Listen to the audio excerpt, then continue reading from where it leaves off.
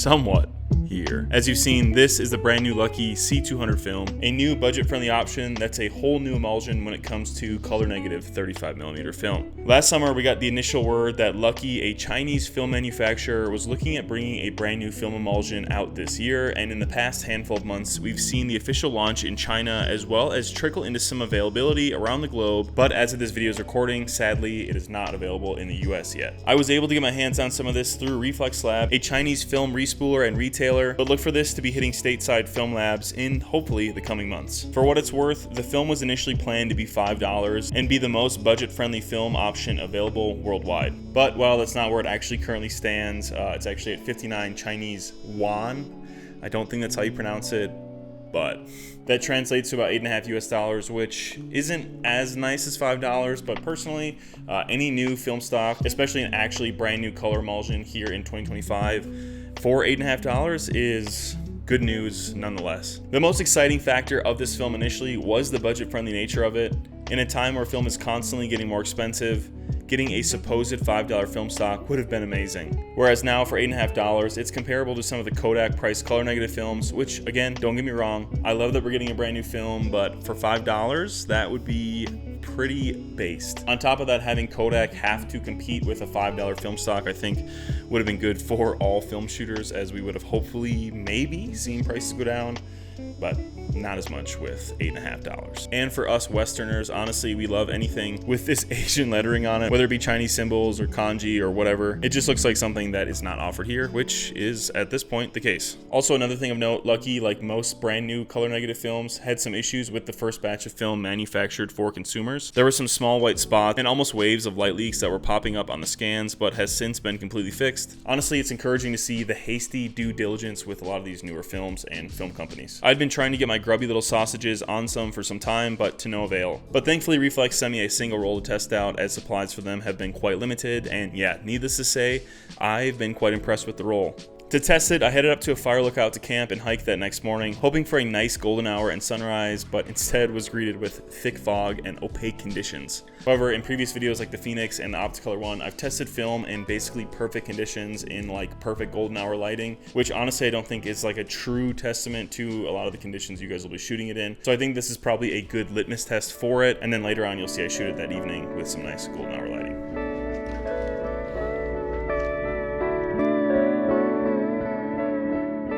Good morning. I don't want to meet up, but let's get it.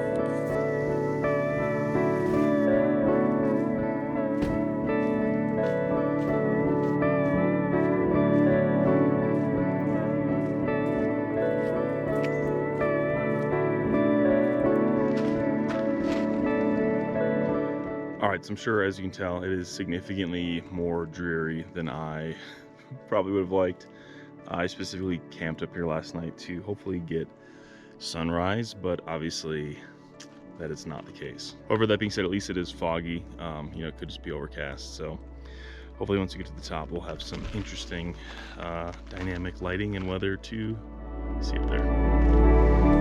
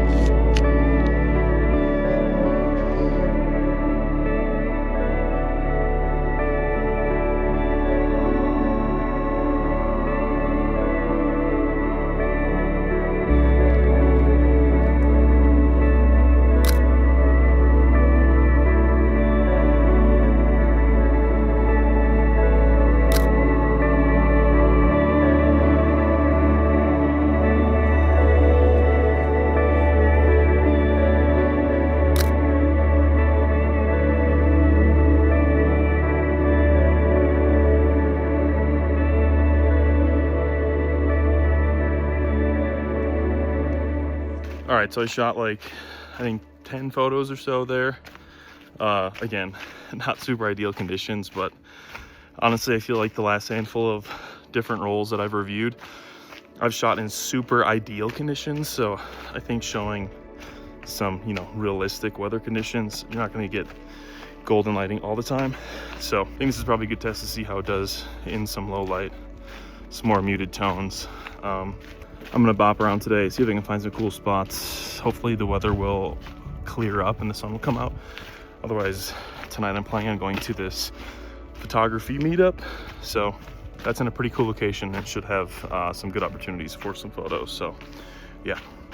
From here, I made my way back to the car and was headed northeast to the Pawnee Buttes to join a local photography and camping meetup, which, speaking of, quick interjection here, if you're watching this around release and you're in Colorado, we're actually hosting another one here in a couple weeks. Hopefully I'll have something on screen or some info for you guys. But yeah, it's going to be a meetup where we shoot some photos and camp and just kick it with some other photographers. And we'd love to see some subscribers come and kick it with me and some of the other folks there. But yes, from here, I made my way to a very interesting location in the great northeastern plains of Colorado in pursuit of beautiful landscapes and meeting some other talented photographers.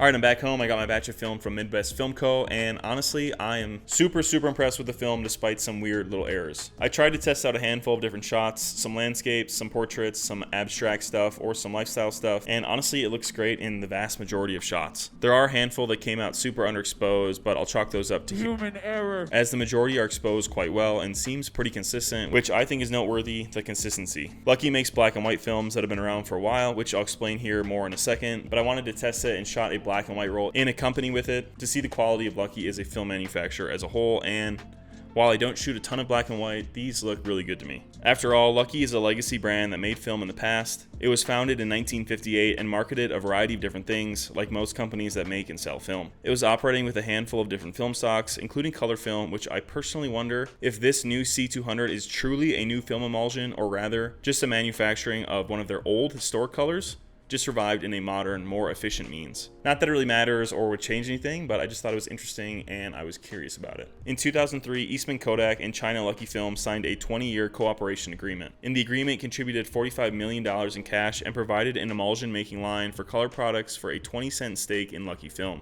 Kodak also provided $54.5 million in technical support to assist Lucky in upgrading its existing triacetate film-based production and coating lines. Then in 2007, Kodak retracted from the deal, citing the growth of digital cameras in the Chinese market, having hoped that market would remain with film in the short term. So as you can see, Lucky's been around for quite a while now and has been wheeling and dealing with some of the titans in the industry, which is definitely a good thing for us. I'm hoping that the continuity and business principles of the past Lucky holds up today and sets a precedent with not only Eastern cultures with film manufacturing, but worldwide, and hopefully gets Kodak's butt a bit in gear when it comes to making some new film emulsions for us selfishly. Now, I'm sure you're all wondering, where can I get this film here in the US and how can I test it out? Well, at the time of this recording, you actually can't, and Lucky is currently working on that. As you may or may not know, China is actually a huge market when it comes to shooting film, so having a in-country film manufacturer, having enough supply for China is a challenge in and of itself, let alone for the rest of the world, and US, which is obviously, I would imagine, probably the biggest market when it comes to shooting film. With the production being more dialed in, they would open up to the world market, but again, keep in mind that China is a huge market, and they've been clamoring for an affordable local film for a long time, and obviously that's going to take priority. A bit frustrating, but hopefully with a bit of understanding, it eases the eagerness for it. If you really, really want some, I would suggest maybe trying to find a proxy, someone in China who can pick it up from a lab locally and then ship it out personally as a gift or for some type of exchange of monetary value.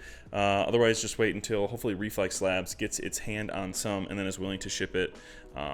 Yeah, but I would like to think we'd be getting this soon, as Lucky has this whole global Instagram page, and yeah, it seems like the initiative to get it out worldwide is the long-term plan, and I think every month that they're missing out on the global launch, they're missing out on a good amount of money, so I would think they're probably working hard to get that over to us. Otherwise, once I get word that it is available, I'll make sure to include it in the most recent news video, so make sure you like and subscribe to stay up to date with all of that. But otherwise, the colors look great on this new film emulsion from Lucky. From landscapes to portraits and everything in between, it's nice and punchy and well color balanced while not making skin tones look strange or off-putting. It really seems to have a good amount of dynamic range and doesn't really lean into that experimental look, which is something we've seen from Phoenix. And as someone who's shooting more real-to-life subjects, I really dig that. I wish I could have gotten another roll or two and done a proper exposure test and truly seen how many stops of dynamic range this film offers, but maybe for a future video if you guys are interested. From my images, I'm stoked to see you guys get this in your hands and see what you can come up with, as I think we have a talented bunch of photographers who watch the videos from the Instagram comments that I get from you guys and checking out your accounts briefly.